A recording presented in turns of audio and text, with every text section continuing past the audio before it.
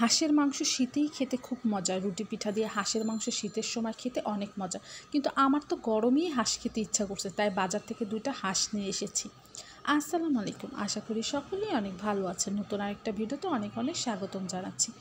তো আমার গরমের ভিতরেই হাঁস খেতে ইচ্ছা করেছে, তাই বাজার থেকে যে 2টা হাঁস নিয়ে এসেছি, যে গরমের ভিতরেই হাঁস খাবো। তো এর মধ্যে একদিন বৃষ্টিও হয়েছিল, একটু ঠান্ডা ঠান্ডা ওয়েদারও ছিল, তার মধ্যে আমি হাঁস 2টা ভাবলাম আজকেই রান্না করে ফেলি।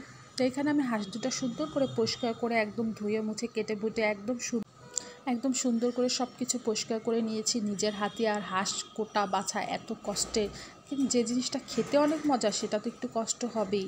তো সুন্দর করে সব কিছু পরিষ্কার করে নিলাম হাঁস রান্না করার জন্য।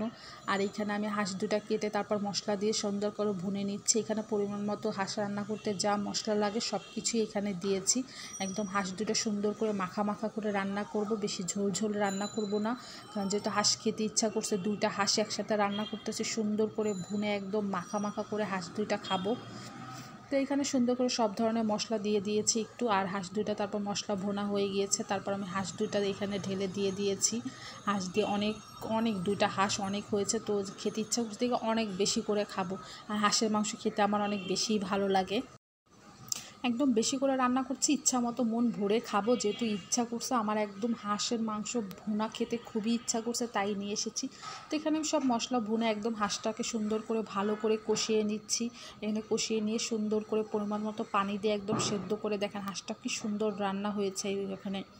আর খুব সুন্দর তেল উঠেছে এখানে, হাঁসটায় খুব তেলালায় হাঁস ছিল। এখানে দেখেন কত সুন্দর একটা কালার এসেছে হাঁসের মাংসটা, সেই রকম। হাঁসের মাংস খাওয়ার জন্য এখানে আমি চালের গুঁড়া নিয়েছি, চালের গুঁড়া সুন্দর করে সেদ্ধ করে নিচ্ছি, কারণ হাঁসের মাংস না চালের রুটি দিয়ে খেতে আমার কাছে বেশি ভালো লাগে। তবে ভাত দিয়ে খেতেও ভালো লাগে, তবে চালের রুটিতে খেতে খুব সুন্দর।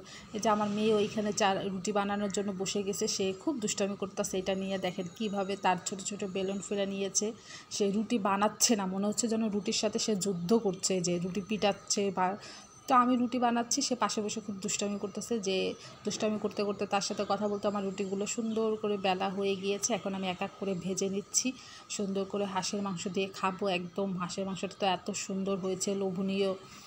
তো এই যে রুটিগুলো সুন্দর করে এক এক করে ভেজে নিচ্ছি, ভেজেই গরম গরম খাওয়া শুরু করে দিব হাঁসের মাংস দিয়ে। তো এখানে দেখেন রুটিগুলো খুব সুন্দর করে উল্টায় পুল্টায় ভেজে নিচ্ছে, আর রুটিগুলো খুব সুন্দর সুন্দর ফুলে যাচ্ছে। বসে বসে বানিয়েছি নিজের হাতে, দেখেন নিজের রুটিগুলো কত সুন্দর করে ফুলে গেছে। তো এখানে এক এক করে আমি রুটিগুলো সুন্দর করে উল্টায় পুল্টায় সবগুলো ভেজে নিচ্ছি, আর ভালো করেই ভেজে নিচ্ছি। চালের রুটি যেহেতু সেদ্ধ করা, বেশি একটা ভাজা লাগে, এমনি রুটিগুলো সুন্দর করে ফুলে গিয়েছে। আর এখানে সব রুটিগুলোই আমি সুন্দর করে ভেজে নিয়েছি। তো সবগুলো রুটি ভাজা হয়ে গেছে, এখন শুধু খাওয়ার অপেক্ষা। সবাই ভালো থাকবেন, আসসালামু আলাইকুম।